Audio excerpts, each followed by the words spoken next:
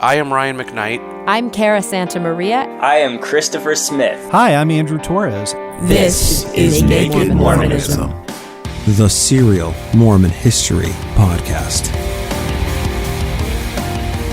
Our historical timeline continues to saunter through the summer and early autumn of 1843. Joseph Smith, he'd beat the legal system again after his release from the custody of Sheriffs Reynolds and Wilson.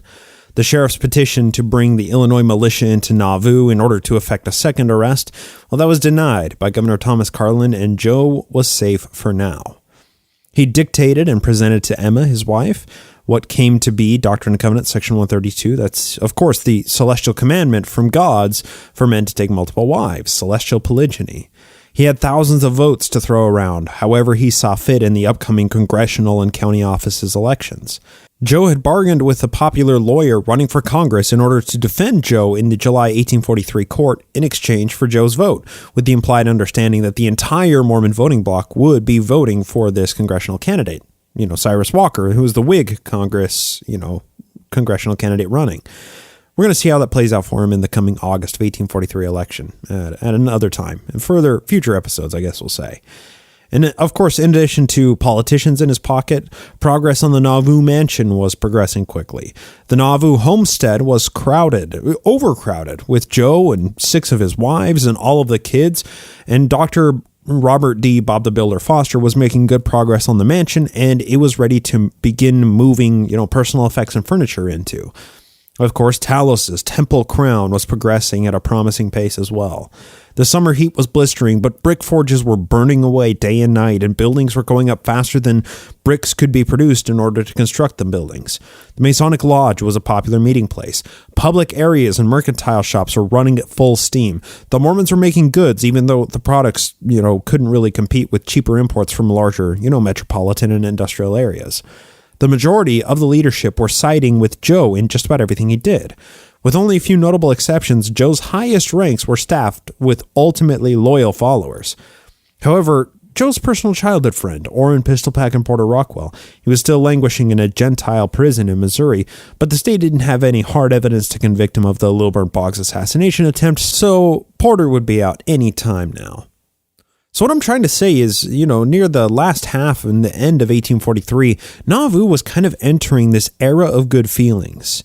There were still many pressures on Joe and on the leadership, and much of it resulting from Reckitt Bennett's expose and all of the public outcry and all of the rampant rumors about polygamy and everything. But, Joe had nearly put that issue to bed with multiple signed statements with thousands of signatures and declarations of Mormon doctrine being strictly monogamous, so the public outcry was becoming muted and dying down in many respects. Now, many of the people living in or near Nauvoo, adhering to the theology of Mormonism, simply regarded Bennett's expose as a propaganda piece, and Joe continued to take and give plural wives in secrecy. So, in spite of the fact that Joe was a self-declared prophet, he couldn't see the future. He didn't know what the next year held. He couldn't foresee his own doom less than a year in the future from where our timeline currently is. He just kept upping the ante, pushing boundaries, and just to see how far the system would bend before it broke. That was the public face. Everything was fine in Nauvoo, and this faux prosperity was felt by the average members. Additionally, many of the Quorum of Apostles, they were on various missions all around the country to disseminate Mormon anti-polygamy propaganda, which produced a dearth of drama usually attendant when Nauvoo elites were congregated together in the same city for too long. The streets of Nauvoo shined as if paved with gold. But behind closed doors was a different story. Crushing debt and high unemployment, drama from polygamy and charges of infidelity, ever-increasing secrecy with clandestine Mormon ceremonies, malaria and overall sickness picking off the weakest of the tribe, robbing and unsolved murders, all of these aspects lived in the shadows of Nauvoo alleys. For Joe, the greatest challenge he faced was keeping peace in the home while conducting himself in incredibly controversial ways. Simply put, his first wife, Emma, wasn't ready to accept polygamy as divinely sanctioned in the summer of 1843. You see, Joe had hidden most of his wives from Emma, but when that didn't work, he proposed bargaining. Then, when all else failed, Joe outright commanded Emma that he was going to have lots of wives, and she just had to deal with it or be damned. They bickered constantly, to the point that even outside observers came to be suspicious of what caused so much discord in the Smith family home. The main issue between Jo and Emma was that she was cut out of the loop with respect to so many things happening in the church at this time. She'd been by Jo's side, his co-conspirator in the, on the Mormon payroll since 1830 when the church was started. She'd always been there working with her husband to further the expansion of the Mormon empire. But because she wasn't sold on polygamy, Jo was slowly cutting her off from meetings behind closed doors. But if Jo wasn't just cutting Emma out, it was her friends that were doing it as well. Her closest advisors and counselors in the Relief Society that she was the president of were engaging in plural marriage with Jo and with other high-ranking Mormon elites. 5 young adult women living in the same house as Jo and Emma were all sealed to Joseph Smith as his polygamist wives. Because of Emma's vacillation between begrudging acceptance of and vitriolic opposition to polygamy, she couldn't be trusted. Jo and his inner circle of celestial initiates, they recognized Emma as a potential threat, and she became even more socially isolated from her closest friends for the past 12 years of her life. Here's a brief passage from Mormon Enigma to illustrate this point. Quote, Joseph's choice of women as plural wives gradually put a wedge between Emma and her friends as long as she remained either ignorant of the practice or opposed to it. By late summer 1843, most of Emma's friends had either married Joseph or had given their daughters to him. Her sister-in-law, Agnes Coolbrith, was married to Joseph. Another sister-in-law, Mary Fielding, had consented to the marriage of her husband Hiram Smith to her sister Mercy. At least 5 women in her own household were Joseph's plural wives. Whether Emma knew about them or not, the women would not have been sympathetic to Emma while she opposed plural marriage. As a result, she became isolated from her friends and associates, and through the next 4 years, this isolation would become more and more acute. End quote. This was the general theme throughout most of 1843, both before and after the plural marriage revelation was given. Emma was a member of the Fight Club, right? But she was cut out of Project Mayhem because she had too much critical thinking and a strong backbone. Newell and Avery put it wonderfully in their book, Mormon Enigma, quote, there is no evidence that Emma opposed Joseph on any doctrine other than plural marriage, end quote. But Mormon theology and doctrine have been teetering on the edge of evolution to this free love sex ring for over a decade. Many of Jo's theological expansions in Kirtland and Nauvoo can be chased down to the idea of plural marriage eventually coming forward as a legitimate tenet of the religion. But Jo finally had an identifier and terminology that made it seem divinely inspired. Instead of polygamy, it was the new and everlasting covenant. Instead of plural marriage, it was celestial sealings. Instead of telling your first wife to just deal with you having multiple wives, it was known as the Law of Sarah, that she was required to accept her sister wives or she would suffer damnation, right? The Quorum of the Anointed, or the Holy Order, it was the culmination of these clandestine doctrines being practiced openly, but only openly behind closed doors with those fellow polygamy initiates. Anybody opposed to this, or even thought to be opposed to polygamy, they were never granted access to these clandestine meetings. Notably, women also weren't allowed to be part of this endowment practice in these clandestine meetings, and especially the second anointing, right? Now, today's endowment, it's solely practiced in the temples themselves, but Nauvoo Mormonism had yet to complete their temple, and practicing anything in the Kirtland Temple was completely out of the question over 600 miles away. The endowments under Joseph Smith's leadership were most often conducted in the upper floor of the Masonic Lodge or the upper floor of Jo's red brick store, where many community functions were held. The anointed quorum, this is the second anointing, the most highest elites, they most frequently met in the red brick store where the endowments were practiced. Initiates were inducted into these clandestine Mormon ceremonies, and then plural marriages were sealed, solemnized here in this red brick store. Jo's endowment was being practiced for over a year by the late summer of 1843, as well as the second anointing that he had introduced around the same time. Now, no explicit writings of his intentions survive as to what this, the impetus behind this creation was, but it seems he'd always wanted to induct Emma into this Quorum of the Anointed to be sealed to her for time and all eternity, but he refused to do so until she relented on her opposition to polygamy. Well, with the production of the plural marriage revelation and Emma's assent to allowing Joe to marry the Partridge sisters, the Lawrence sisters, and Lucy Walker, finally the elect lady of Mormonism, Emma Smith, was in the proper place to allow her initiation into the endowment ceremony in the quorum of the anointed. Finally, after more than a year of explicit knowledge and opposition to polygamy, Emma's capitulation to Joe's demands of having multiple wives granted her entrance into this quorum of the anointed as the first Mormon woman to enjoy the blessings of the endowment. But this didn't happen in isolation. Many other issues were happening simultaneously, which complicated matters. Now, one of these issues was constant stress on Nauvoo housing and infrastructure with the constant flow of immigrants. Right, the immigration fund was in full swing, bringing European converts across the Atlantic and up the Mississippi to the tune of thousands of people by the beginning of 1844. Nauvoo was already short on possible housing, and every building that was completed had 10 or more possible families who were dying to get their own home instead of just living in these hastily constructed shacks with huge groups of people from other families. While the Smiths were moving into the newly completed Nauvoo Mansion house in July and August of 1843, a specific group of people arrived in Nauvoo who were seeking refuge among fellow followers of this Mormon Muhammad. Now, the converts in immigrants into Nauvoo, they weren't only from Europe, but they were from all over the country. People were converting to the new one true religion and flocking to Nauvoo to live in this new Zion in the Mississippi. Now, one of these new domestic converts from within the boundaries of the United States was named Jane.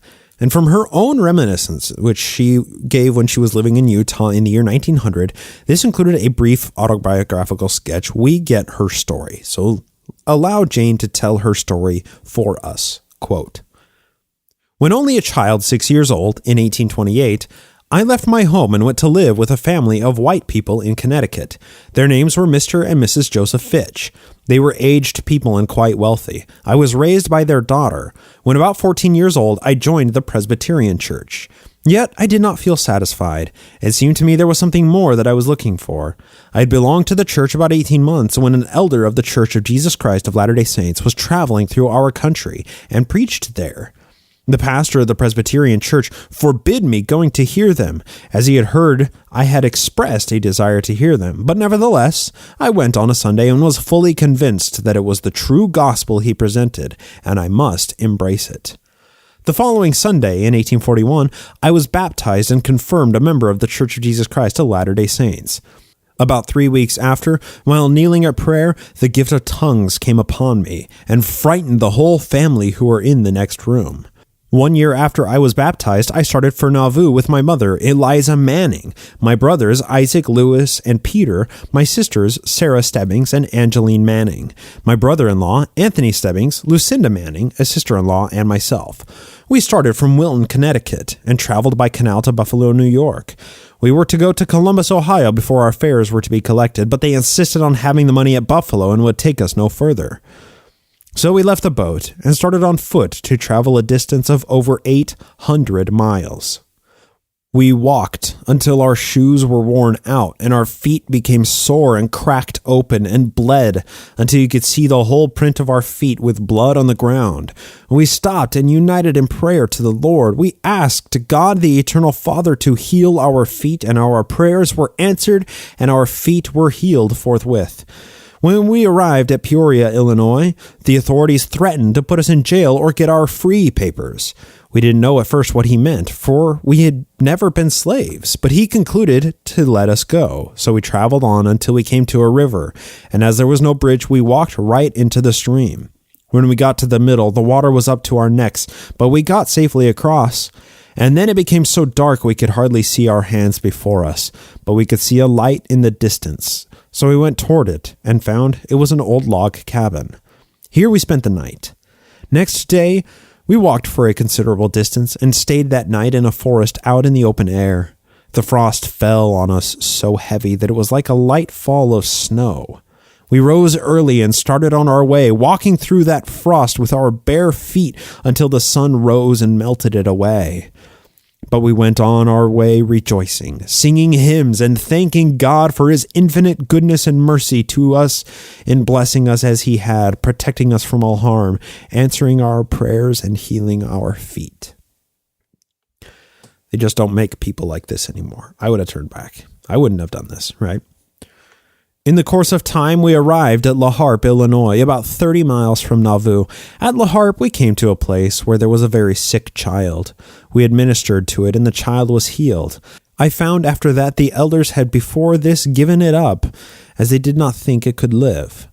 It almost sounds like Jane was using the power of priesthood to heal this child that the elders had given up for dead. Quite interesting. We have now arrived to our destined haven of rest, the beautiful Nauvoo. Here we went through all kinds of hardship, trial, and rebuff, but we at last got to Brother Orson Spencer's. He directed us to the prophet Joseph Smith's mansion." End quote. So after a long and obviously troublesome journey with bleeding feet that were healed apparently by the power of God, after they had crossed rivers, forded streams up to their necks, after their clothes had worn off of them, after they had healed a child that they thought was going to die, that the elders had given up, were unable to heal, Jane and her family were finally in Nauvoo. They had made the Mormon pilgrimage, and they were seeking a meeting with this nearly mythical figure that they'd only known through correspondence with missionaries who had converted them, the great Joseph Smith. Now, this reminiscence doesn't include any dates, so I've added the years at the beginning from other sources here. So the exact time of year also isn't specified, but from details included in Jane's account, we can understand that it likely occurred, sometime in maybe like September or October of 1843, because, the nights froze the dew and then the morning sun melted the dew away, and they were able to walk through during the daytime. Now, we'll discuss the intervening time from July to, autumn and winter of 1843 in the coming weeks, but we're reading Jane for now for the sake of continuity, so please bear with me as we continue to understand her story from her own pen. Quote, "When we found the Nauvoo Mansion, Sister Emma was standing in the door, and she kindly said, 'Come in, come in!' Brother Joseph said to some white sisters that were present, 'Sisters, I want you to occupy this room this evening with some brothers and sisters that have just arrived.' Brother Joseph placed the chairs around the room. Then he went and brought Sister Emma and Dr. Bernheisel and introduced them to us. Brother Joseph took a chair and sat down by me and said, 'You have been the head of this little band, haven't you?' I answered, 'Yes, sir.' He then said, 'God bless you. Now I would like you to relate your experience in your travels.' I related to them all that I have above stated and a great deal more minutely, as many incidents have passed from my memory since then. Brother Joseph slapped Dr. Bernheisel on the knee and said, 'What do you think from that, doctor? Isn't that faith?' The doctor said, 'Well, I rather think it is. If it had been me, I fear I should have backed out and returned to my home.' He then said, 'God bless you. You are among friends now, and you will be protected.' They sat and talked to us a while, gave us words of encouragement and good counsel. We all stayed there 1 week. By that time, all but myself had secured homes. Brother Joseph came in every morning to say good morning and ask how we were. During our trip, I had lost all my clothes. They were all gone. My trunks were sent by canal to the care of Charles Wesley Wandel. One large trunk full of clothes of all descriptions, mostly new. On the morning that my folks all left to go to work, I looked at myself clothed in the only 2 pieces I possessed. I sat down and wept. Brother Joseph came into the room as usual and said, 'Good morning. Why, not crying, are you?' 'Yes, sir,' I said. 'The folks have all gone and got themselves home, and I have got none.' He said, 'Yes, you have. You have a home right here if you want it. You mustn't cry. We dry up all tears here.' I said, 'I've lost my trunk and all my clothes.' He asked how I had lost them. I told him that I put them in the care of Charles Wesley Wandel and paid him for them, and he has lost them. Brother Joseph said, 'Don't cry. You shall have your trunk and clothes again.' Brother Joseph went out and brought Sister Emma in and said, 'Sister Emma, here is a girl that says she has no home. Haven't you a home for her?' 'Why, yes, if she wants one.' He said, 'She does,' and then left us. Sister Emma said, "What can you do?" I said, "I can wash, iron, cook, and do housework." Then she said, "When you are rested, you may do the washing, if you would just as soon do that." I said, "I am not tired." "Well," she said, "you may commence your work in the morning." End quote. And just like that, Jane, in a time of need with no home or even clothes beyond what she wore when she got to Nauvoo, when she had worn through her shoes on the pilgrimage to the holy city on the Nauvoo, on the Mississippi, she was taken into the Smith Mansion house as a temporary resident. Jane found in Nauvoo a sense of sorority and camaraderie that she hadn't before experienced. She documents these intimate details of the Smith family and their hospitality among many other interactions.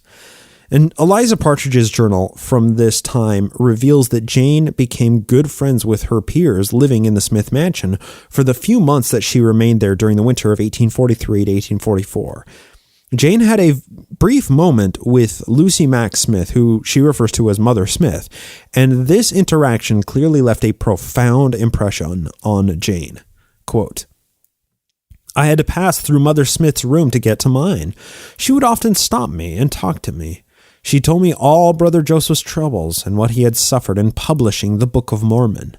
One morning I met Brother Joseph coming out of his mother's room. He said, 'Good morning,' and shook hands with me. I went into his mother's room. She said, 'Good morning. Bring me that bundle from my bureau and sit down here.' I did as she told me. She placed the bundle in my hands and said, 'Handle this and then put it in the top drawer of my bureau and lock it up.' After I had done that, she said, 'Sit down. Do you remember what I told you about the Urim and Thummim when I told you about the Book of Mormon?' I answered, 'Yes, ma'am.' She then told me I had just handled it. 'You are not permitted to see it, but you have been permitted to handle it,' she said.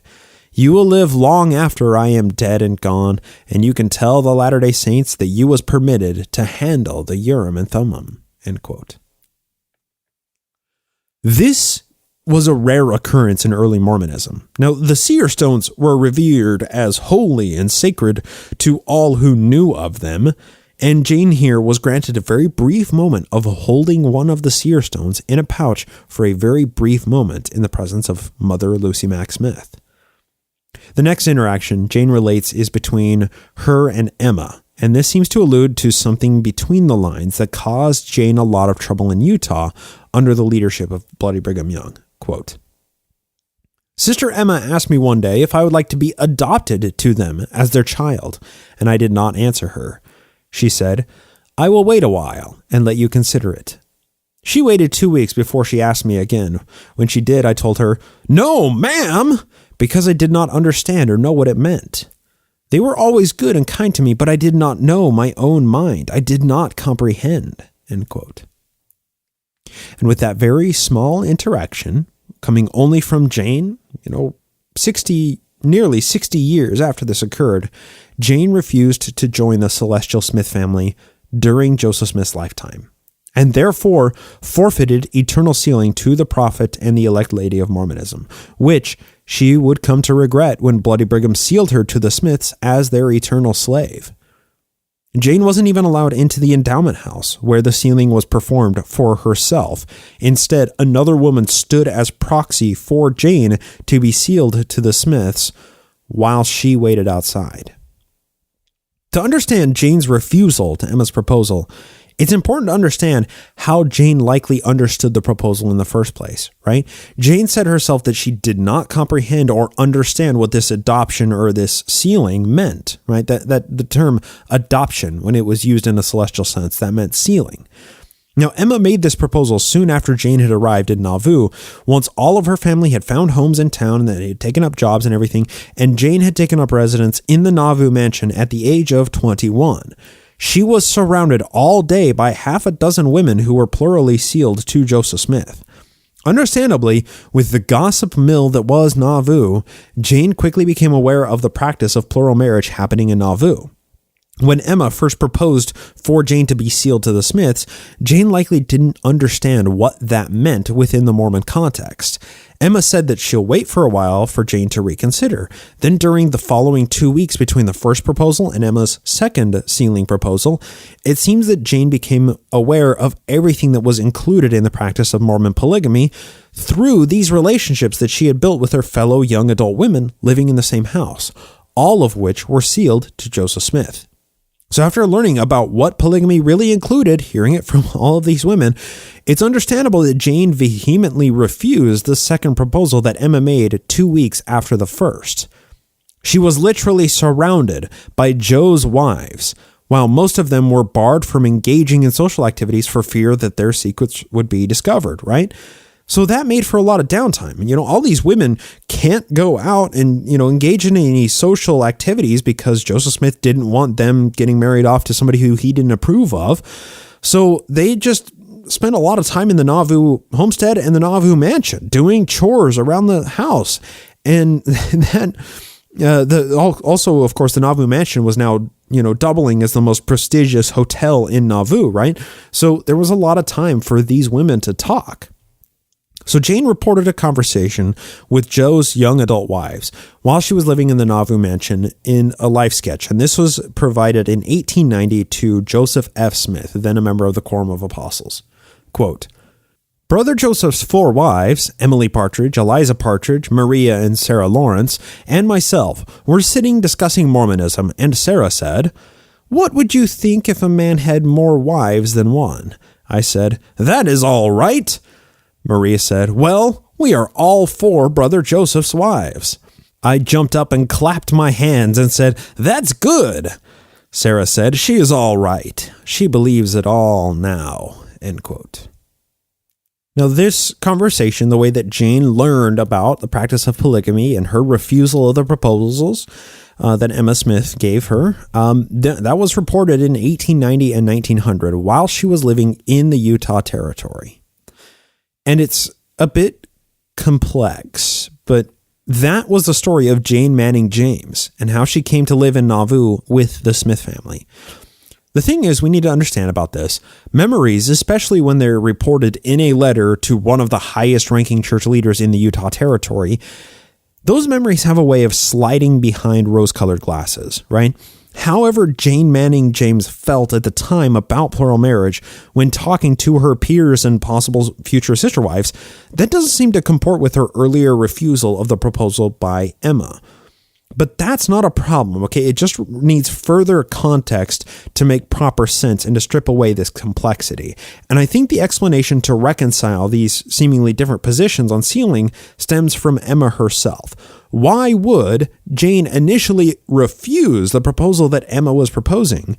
And then when she learns about plural marriage from 4 of Joseph's wives, she says, "Oh, that's great." She claps her hands and says, "That's good." And Sarah says, "She's all right. She believes it all now." She was initiated into the practice of Mormon polygamy. So what's the deal with this? How do we reconcile these positions, right? Well, let's just think about this kind of in the meta, right? What would Jane have learned from these conversations with these women who were all sealed to Joseph Smith? You see, like Jane, upon her arrival to Nauvoo, became one of the quickest initiates into the practice of polygamy and plural marriage in Nauvoo, right? She ascended from convert immigrant from Connecticut to a cloistered sister, as Reckitt Bennett would have called her, in a matter of weeks. Most women who were members of the church for over a decade by this point didn't gain the amount of knowledge and intelligence that Jane was privy to in these few short weeks. So imagine, if you will, the way that Jane saw Emma interacting with the young women living in the house. The coldness with which Emma approached most of the women that were in these polygamous relationships must have been relatively off-putting until Jane learned that they were all sister wives, which would have allowed quite a few puzzle pieces to fall together in her mind, right?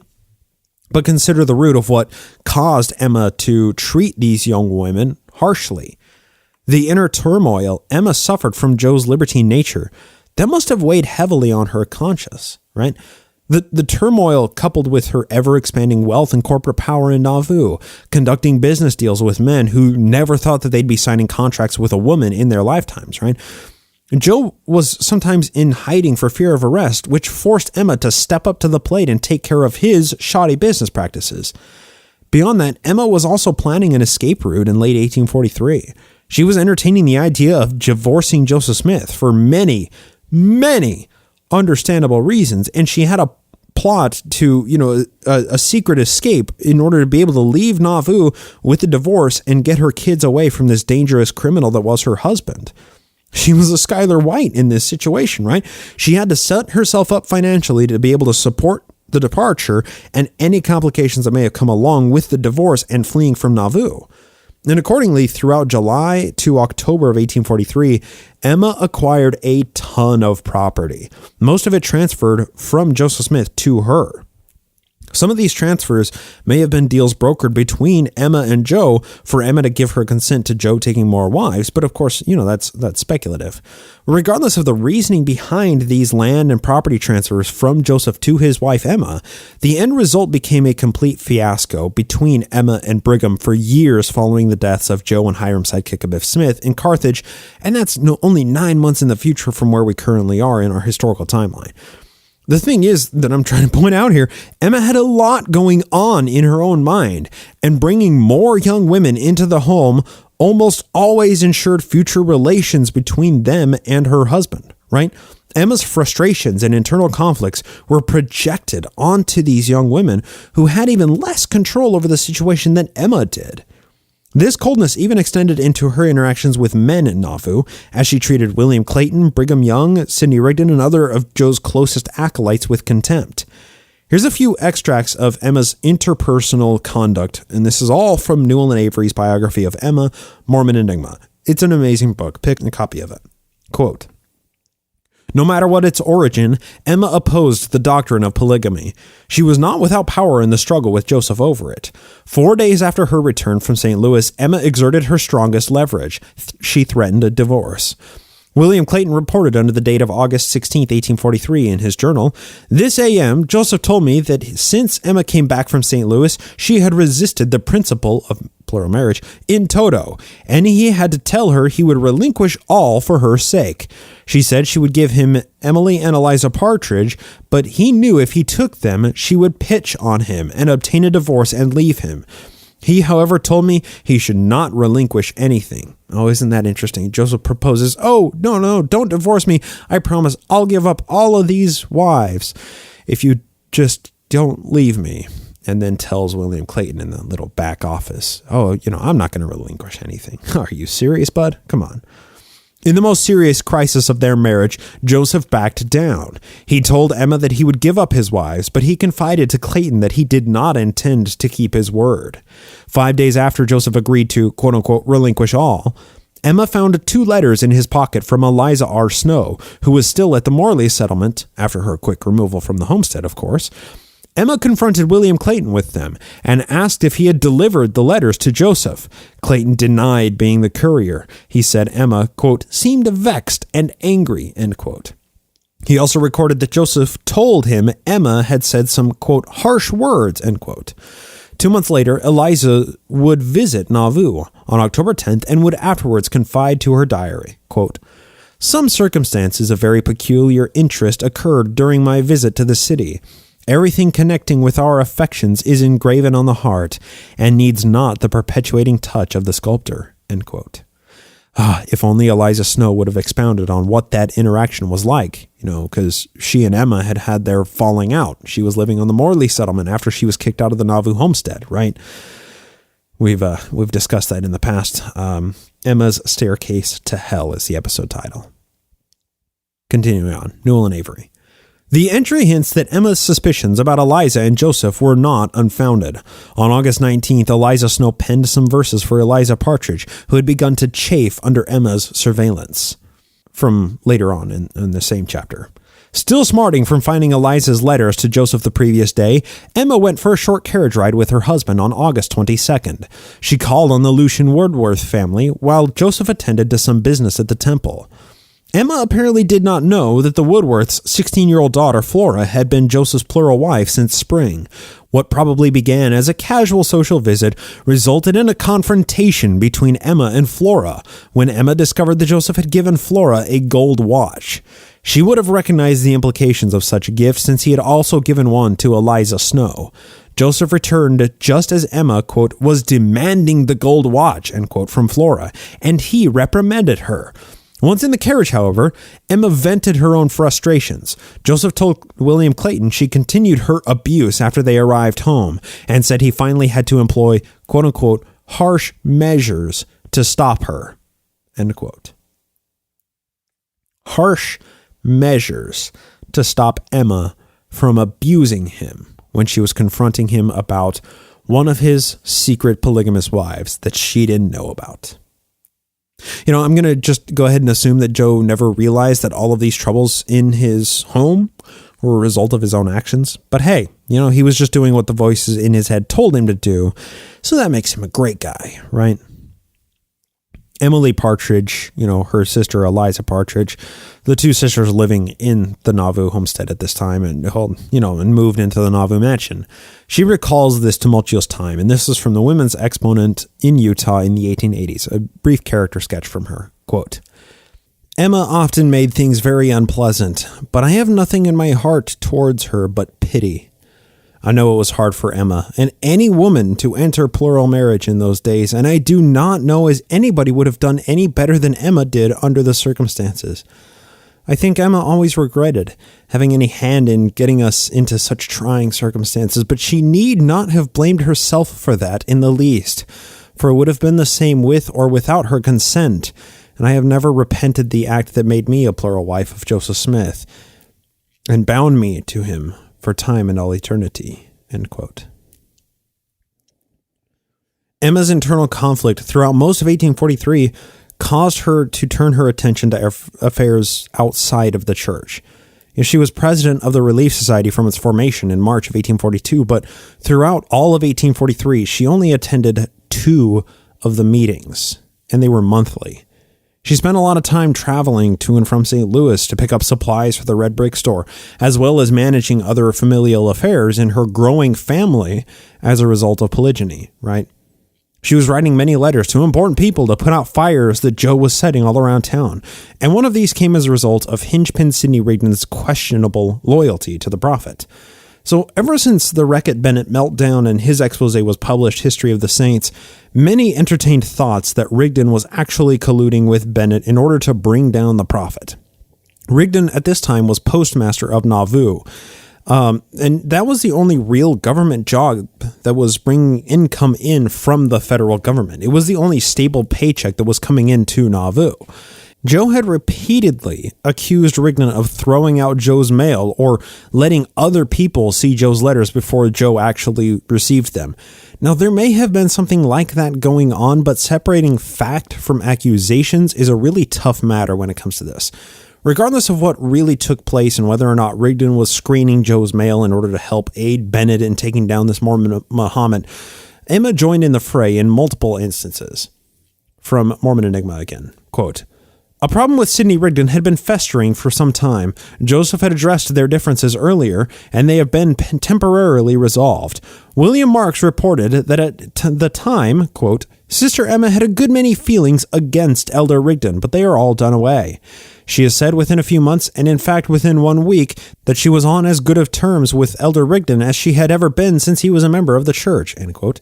But the strong feelings between her husband and Rigdon flared again, end quote. And the tensions between Joe and Rigdon, they continue to flare up occasionally for another few months throughout the rest of 1843 into early 1844, before that was finally resolved, and of course Sidney Rigdon was designated as Joseph Smith's vice president for the presidential campaign of 1844. But we can clearly see from this passage out of Mormon Enigma that, and it was, that quote within it was from William Marks, as well as there were many letters exchanged between Rigdon and Emma. She was willing to go to bat for her husband when it was for the overall benefit of him or of the entire church, right?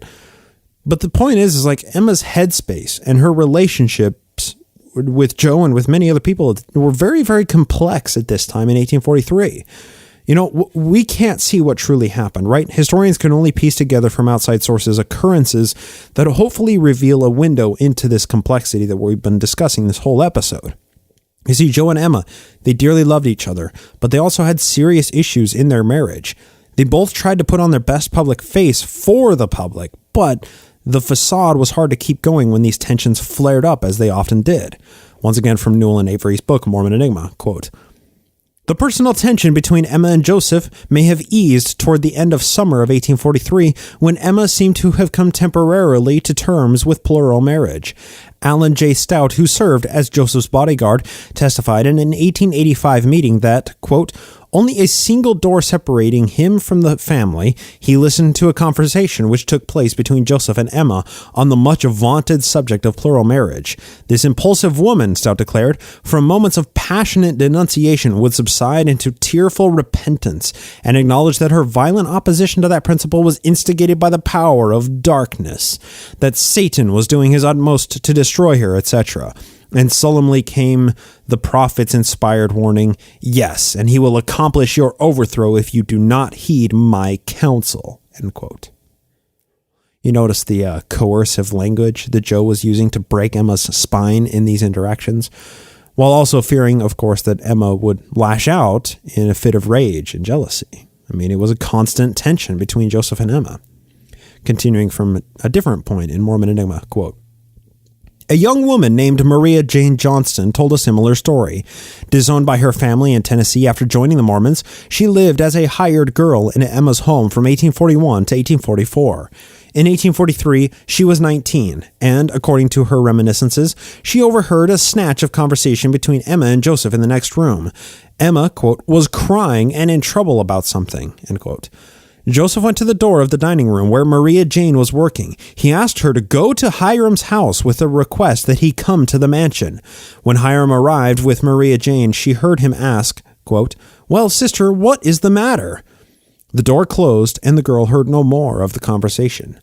The following day, Emma found Maria Jane upstairs making beds and commented, "It was you that Joseph came to when he sent for Hiram last night, wasn't it?" "Yes, ma'am." Emma invited the young woman to sit down on the bed. Emma looked very sad and cast down, but remarked, "The principle of plural marriage is right. It is from our Father in heaven."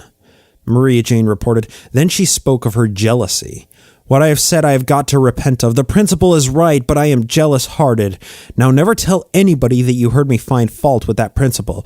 We've got to humble ourselves and repent of it." Maria Jane remembered that Emma concluded the discussion by pondering, "I do not know why it is that Brother Hiram holds such a controlling power over my spirit, but when he comes to me and speaks to me, I am melted to tears and cannot talk back to him," end quote. To further contextualize this, in 1887, William Law, at this time a dear friend of the Smiths during 1843, he was interviewed by the Daily Tribune out of Salt Lake City. His memory serves to further contextualize this inner conflict that Emma was working through in accepting the practice of polygamy. He also reveals some details of how she stood to gain from these marriages, which certainly adds even more dimension to her own personality and to the circumstances in 1843. And it's in question and answer format. Here we go. Quote, "Did Emma, the elect lady, come to your house and complain about Joseph?" "No. She never came to my house for that purpose, but I met her sometime on the streets, and then she used to complain, especially because of the girls whom Joseph kept in the house, devoting his attention to them. You have overrated her. She was dishonest." "Do you mean to say that she was so outside of the influence Joseph had over her?" "Yes, that is exactly what I mean. Let me tell you a case that will be full proof to you. Soon after my arrival in Nauvoo, the two Lawrence girls came to the Holy City, two very young girls, 15 to 17 years of age. They'd been converted in Canada, were orphans, and worth about $8,000 in English gold. Joseph got to be appointed their guardian, probably with the help of Dr. Bennett. He naturally put the gold in his pocket and had the girls sealed to him. He asked me to go on his bond as a guardian, as Sidney Rigdon had done. "It is only a formality," he said. Foolishly enough, and not yet suspecting anything, I put my name on the paper. Emma complained about Joseph's living with the Lawrence girls, but not very violently. It is my conviction that she was his full accomplice, and that she was not a bit better than he. When I saw how things went, I should have taken steps to be released of that bond, but I never thought of it.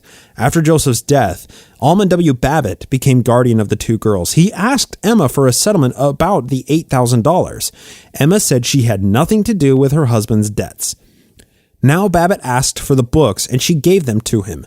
Babbitt found that Joseph had counted an expense of about $3,000 for board and clothing of the girls. Now Babbitt wanted the $5,000 that was to be paid. Babbitt, who was a straight, good, honest, sincere man, set about to find property to pay the $5,000 with. He could find none. 2 splendid farms near Nauvoo, a big brick house worth from $3,000 to $4,000, a hotel kept by Joe, a mass of vacant lots, all were in Emma's name, not transferred later, but transferred from the beginning. She always looked out for her part. When I saw how things stood, I wrote to Babbitt to take hold of all property left by me in Nauvoo and of all claims held by me again in people in Nauvoo. And so the debt was paid by me. Emma didn't pay a cent. End quote. Always looking out for herself and for her family. Emma was smart and she was extremely powerful in Nauvoo. But she was only playing the hand that she was dealt, right? William Law's opinion of Emma is also very complex, given his own sordid history with Mormonism, being, the only surviving publisher of the Nauvoo Expositor when this interview was conducted. But another Q&A from the interviewer later on reveals an even more concerning details, quite a bit more about Emma and her conduct. Quote, "What do you remember about Emma's relations to the revelation on celestial marriage?"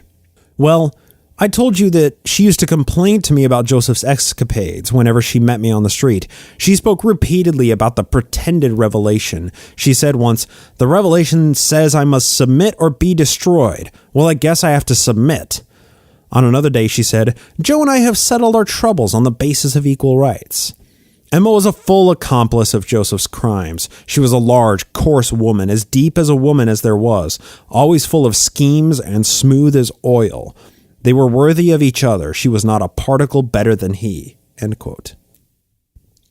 This entire interview with William Law, you'll find it in the show notes. It's full of precious little nuggets similar to this that preserve a very candid view of the belly of the beast from somebody who was in the circle of elites and saw most of what went on. But my overall point, and the reason why reading all of these quotes from multiple different people about Emma Smith, is that Emma and her relationship to polygamy at this time is just incredibly complex, right? It can't be summarized simply. She clearly stood to gain from some of these relationships, and in the case of the Lawrence sisters, she did gain to the tune of $3,000 to $8,000. She gained property as well. Some of the arguments that she and Joe had about polygamy were resolved when Joe signed over land and buildings to Emma, or by buying her a nice coat or something, right? But this is material wealth that she gained from polygamy, and it came at a price.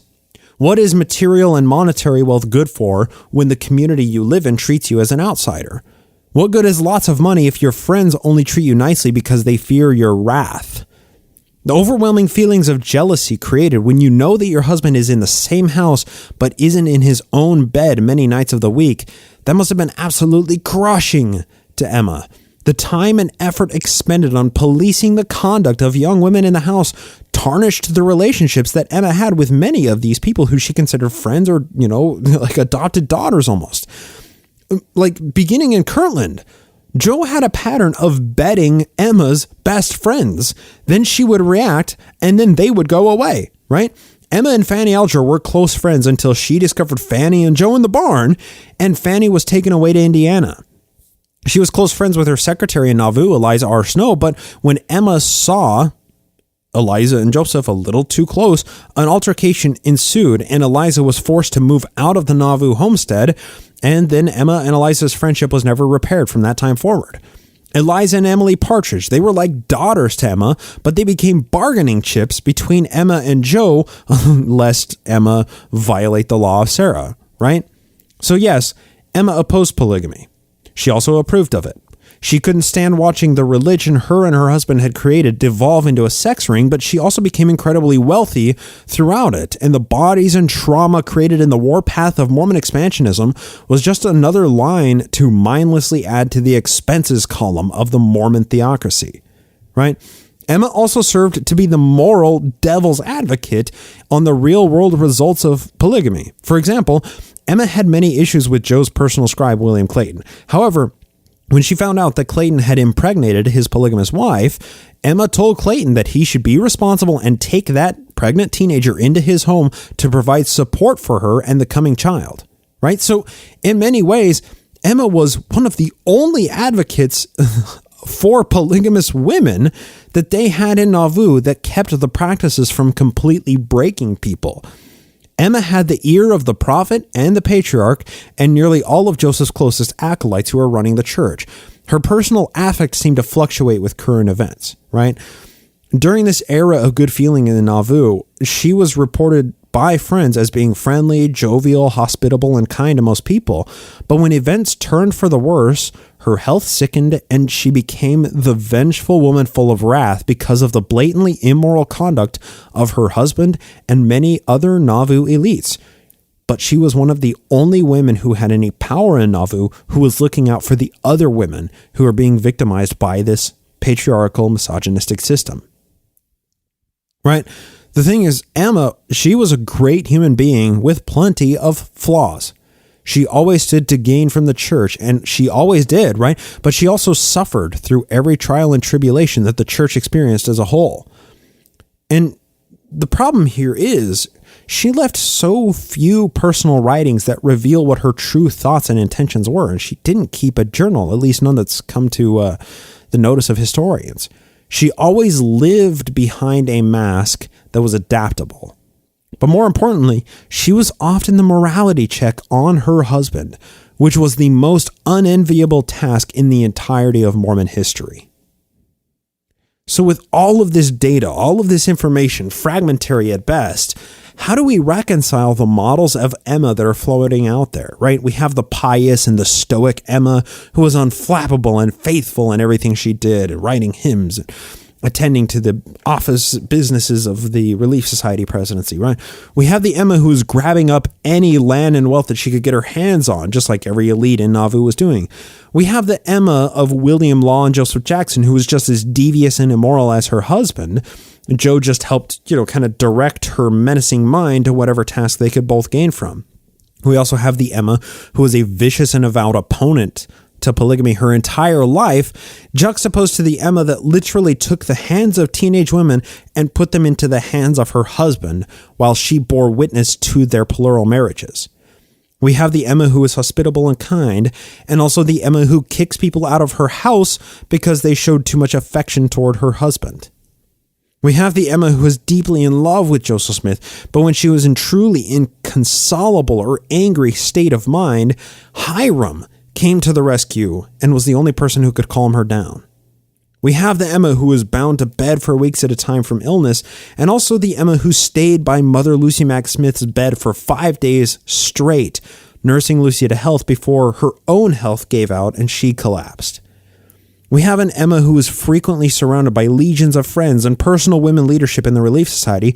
Then we have Emma in 1843 becoming increasingly reclusive and spending lots of time outside of Nauvoo on various business trips, never really paying her friends much mind, as she was forced into isolation due to her circumstances and her personal demeanor and the way that she treated these women. We have the Emma after Joe's death, a vowed and sworn enemy to bloody Brigham Young, and the Emma who raised Joseph Smith to become the most intelligent and pragmatic prophet throughout the entire history of the tradition of Mormonism. There's so much about her, but there's so much more unknown about her. That's why Mormon Enigma is the perfect title. These models of Emma, the thing is, they needn't be reconciled, because to a degree, they're all true. Emma simply doesn't get enough credit for her role in early Mormon history or for her incredibly quick wit. Here are a few examples to prove my point about this quick wit, all from Mormon Enigma. And you know what? If you want, you'll also find a link in the show notes to buy a copy of this book for yourself. If it's something that interests you, pick it up. It's truly an incredible book. And if you listen to the interview with D. Michael Quinn, it was a groundbreaking and historically prominent and important book when it came out. Here are a couple of quotes from it, reconstructed by Newell and Avery. Quote, "During the summer of 1843, political activity increased as candidates began to campaign for the 1844 elections. Joseph had tried unsuccessfully to avoid being committed to a political party. Judge Stephen A. Douglas, now quite well acquainted with Joseph, visited Nauvoo and dined at the mansion.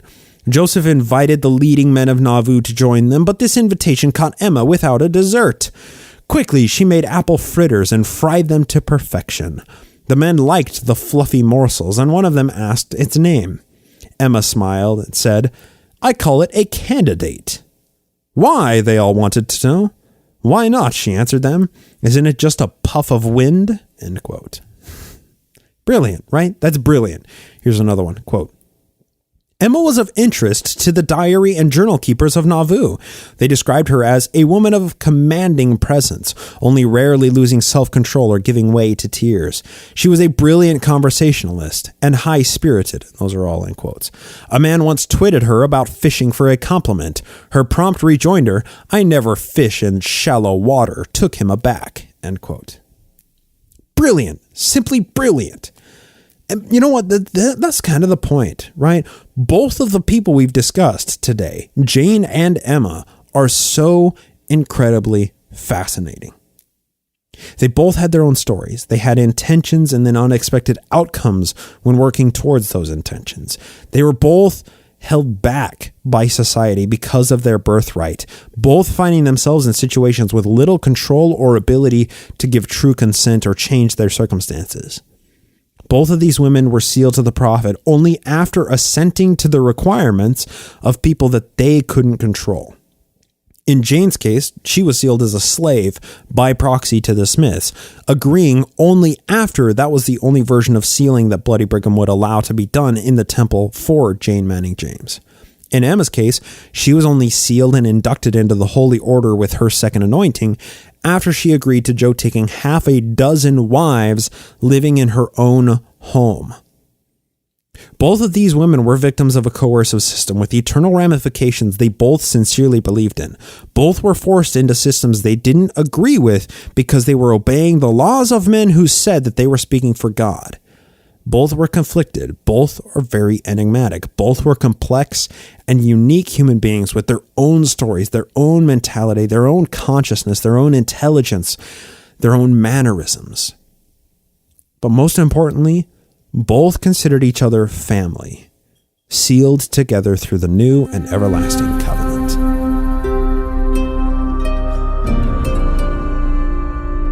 And that's going to do it for our episode today. We have some new patrons over at patreon.com/nakedmormonism. Looks like we have new pledges by Riley Miller, Kim Johnson. Sim, it's a C. So I don't know if it's Sim, but that seems like an odd name, but it's not spelled like Kim. Anyway, Sim Johnson, David McFarlane, Martin Montgomery, and Christina Larson, all of our new patrons, and also a pledge edit by George Green. So all those people are new people supporting the show over at patreon.com/nakedmormonism. All y'all are getting extra content over there. You get an extra episode every Monday. Usually that's reading through, early Mormon important books. Like right now we're just about to finish up History of the Saints. That's the John C. Bennett expose of 1842. We also do, live hangouts that patrons are invited to attend on Google Hangouts. It's usually once a month. Sometimes we have to forego it when, months are particularly busy like April was. We'll be doing one of those here in May. Also, because we ticked over our newest patron goal, new patrons are going to be getting those how to talk to missionary episodes. Just, short tutorials on the best way to have conversations with missionaries in hopes that you can have a productive conversation and not just have those walls built up. So all the people supporting the show, you are making this happen. And to all of you, I want to thank you all so very much. Quick announcement. There's been a lot going on in Mormon headlines. If you're a patron supporter, you're going to get the extended edition of this episode, like all the more recent episodes are. I'm going to be talking about some of the headlines, but there's just been a lot going on. So notably with the Strengthening Church Members Committee, there was this big kerfuffle that happened with Radio Free Mormon, and Leslie Colleen and I on Mormon Happy Hour decided to really go through this. So Leslie, Colleen, and I called the Strengthening Church Members Committee, and it was quite an interesting conversation. We got some interesting data. So go check out Mormon Happy Hour, episodes 73, 74, and 75. 73 is just a very short recording of the phone call to the Strengthening Church Members Committee. Episodes 74 and 75 are Leslie, Colleen, and I debriefing and talking about what this means and what we learned from the conversation, and how so many of the recent headlines, including with the Vice news article, the covering up of sex abuse, and how all of this is interrelated with this massive religion policing itself with internal measures like the Strengthening Church Members Committee and the internal sex abuse hotline that connects people to the church's law firm instead of to, family services and stuff like that. So there's just a lot going on. Check out Mormon Happy Hour, and of course, check out the sister show Glassbox Podcast, where you get every 2 weeks Braden and I taking on headlines in and out of Mormonism to see what slipped through the cracks. So lots going on, lots of stuff to take in, and there's always stuff being churned out of the mill, always stuff to discuss within this religion. Yeah, I'm going to leave that Freudian slip in there. With all that, I, of course, want to thank everybody who rates the show on iTunes or Stitcher or your podcasting app of choice. It really helps with visibility when people type in Mormon in their podcast search engine. So we're, one of the earliest results that they get. It's really helpful. And if you don't do that, if you don't support the show over at patreon.com/nakedmormonism, you still hit download every week. And for that, y'all are awesome. And I want to thank you so much for lending me your ear. Hope to talk to you next time here on the Naked Mormonism Podcast.